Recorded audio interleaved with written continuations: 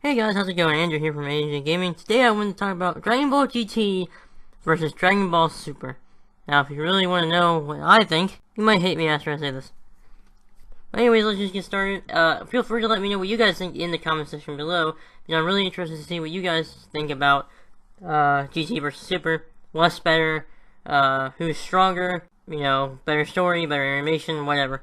You just let me know what you want to know, or what you think, I should say. Whatever. I'm tired, so bear with me. Alright, so I have a list of positive and negatives for GT and Super.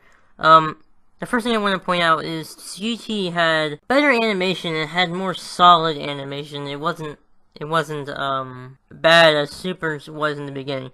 Super had kind of bad animation in the very beginning of the story. But now in the new arc, the animation has been pretty spot on, I think. So animation, but in order to really, notice, horrible things, you have to go by frame to notice the god-awful parts. But if you don't go frame by frame, you won't notice too much. I mean, it's here and there, but I personally think animation is stupid to get upset over. Well, not stupid. I think there's a limit to how mad you should get over animation. And I don't think 1 or 2 bad episodes is enough to really make me hate, or make anybody hate Super. They're just trying to find something to hate just because they can, or whatever. A negative for GT is it had a really bad story. Basically all it was in the beginning it was just a journey to collect Dragon Balls. They reused characters, there were concepts and stuff that, I mean, by that I mean like for example, Baby was basically Boo in a way, because it had the same kind of thing, except Boo absorbed people, Baby went into them bodies. But either way, he got stronger whenever he invaded someone's body, and whenever he got someone that was stronger, like whenever he absorbed Vegeta, he was really strong then. And then Super 17, which was really stupid, was just 2 Android 17s. I forget exactly how it made sense, but all essentially it was Android 17 fused with himself, which really doesn't understand how 2 Android 17s that were no stronger than Piccolo in the Cell Saga would be as strong as Super Saiyan 4. That's just my pick with it. And then you had the Shadow Dragons. The Shadow Dragons were alright, but Super has a good story, and it has new characters, which is a good thing and a bad thing. Also, the reusing characters is a good thing and a bad thing for GT as well, because they brought back Cell and Frieza for a little bit in Hell, which we found out that, well, I'll get to that later. So I liked it that they brought back Cell and Frieza, but new characters in Super, they were good. They were Beerus, Whis, Champa, Vados, Hit, Frost, Kabe, Vegeta, Botamo, Jacko, and a few others, but the Kais of Universe 6. Oh, and they brought back, they unfused Kibito Kai and Supreme Kai and what's his face? I forget his name. But they unfused them, so that was cool that they brought them back. So they had new characters that was cool. I liked all of those. But then you have the newest one that just showed up, and this is a spoiler, by the way. The Omni King, the king of all 12 universes, that he showed up just in the latest episode of Dragon Ball Super. I'm gonna do my own separate video about that, but his design is really stupid. I mean, I argued with Josh about this last night, on the phone, because I like to talk to him before I make videos to see what he thinks I should say, and etc. The design for him was really stupid, and I agreed, but I didn't think that it was really fair to just say that he's an awful character based on his design. So that's my thing. I don't think he's an awful character as of yet. I don't know anything about him. I don't know if he's really strong or not, but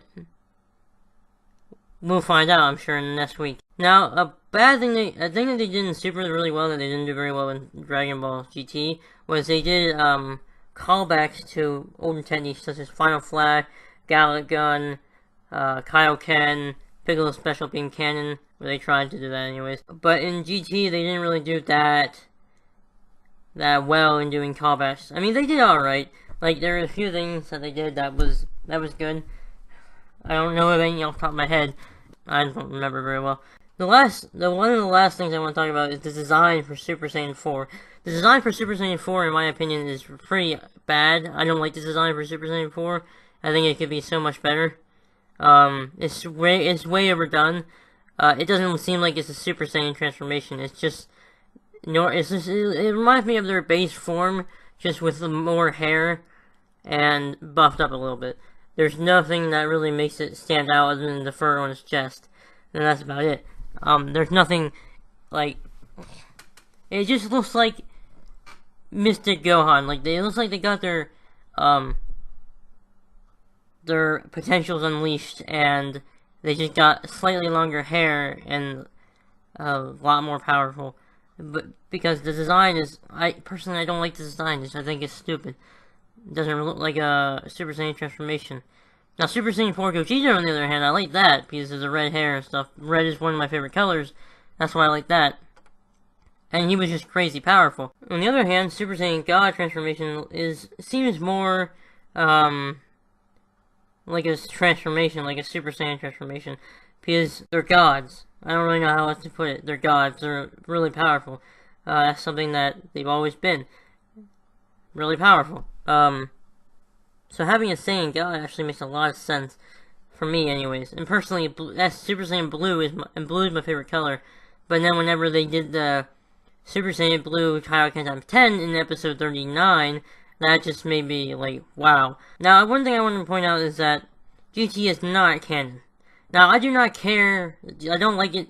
I don't hate GT because it's not canon. I don't like GT because, like, I don't like the story, and the characters were just awful. Some of them were alright. Like I said, Super Saiyan 4, I don't like the transformation, like the appearance, but I kind of like the concept, I guess.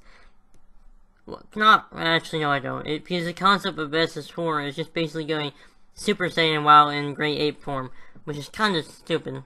Because why couldn't they do that before? You know what I mean? Granted, they didn't have tails, and I get that, blah, blah, blah. The gods are stronger than the SS4. Yes, people, I said it. Super Saiyan God is stronger than Super Saiyan 4. You know how I know that? Because whenever they fought Beerus, whenever Goku was fighting Beerus, they almost destroyed the universe in like 3 punches. The universe started to crumble around them in 3 punches. In like a couple punches or whatever. That is a big feat for Dragon Ball Super. There's no feats for really anything in Dragon Ball GT.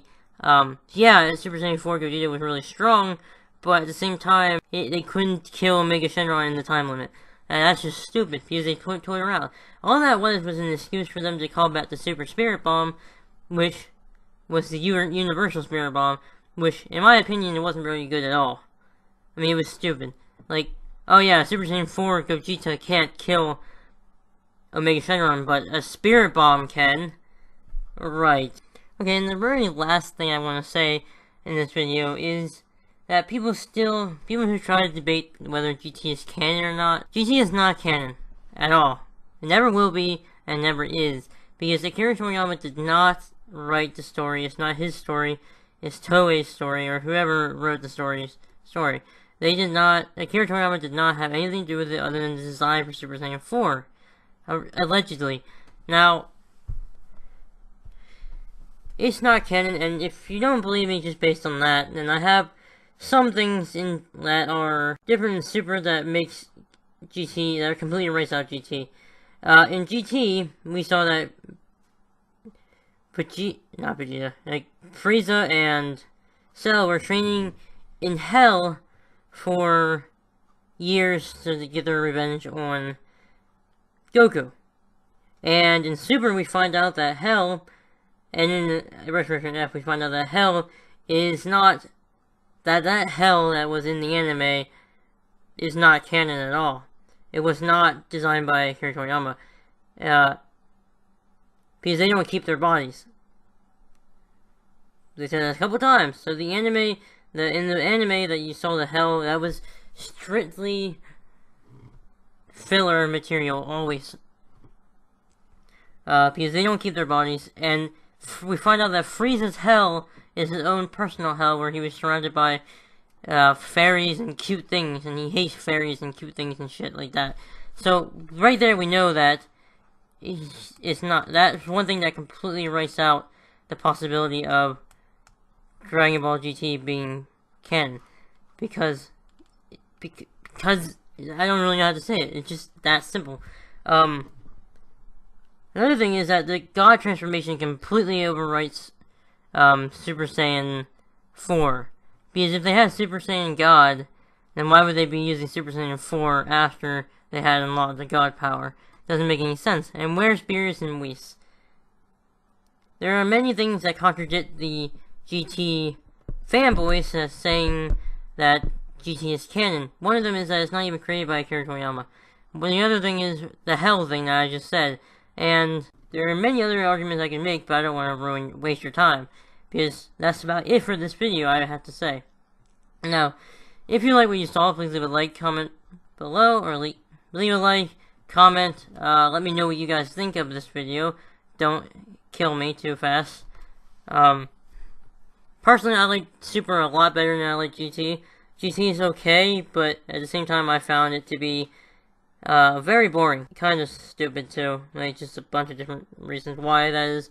But anyways, that's about it then. I just wanted to make this video just for the heck of it. And I'll catch you guys next time.